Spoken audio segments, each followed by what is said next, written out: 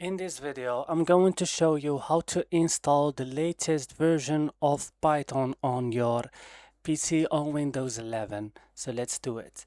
First, open any browser engine that you have on your PC and search for Python. So click on it when you will find it, and then open the first official link, python.org.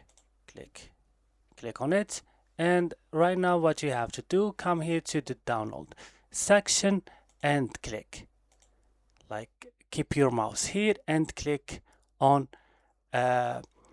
Python install manager. So after that, right now it's installing, as you can see. Just click on it like this, and what you have to do, click install Python. It's installing right now.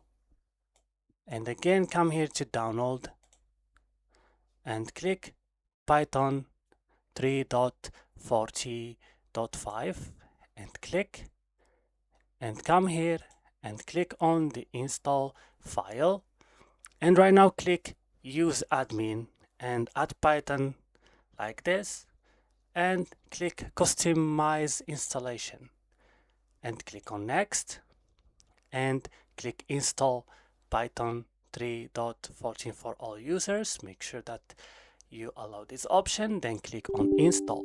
Click yes now, and right now it will begin to installing. As you can see, you just have to wait a little bit for installation and for launching.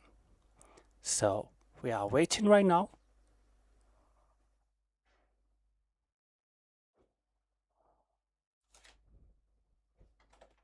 Right now, as you can see, guys, it's installing so successfully.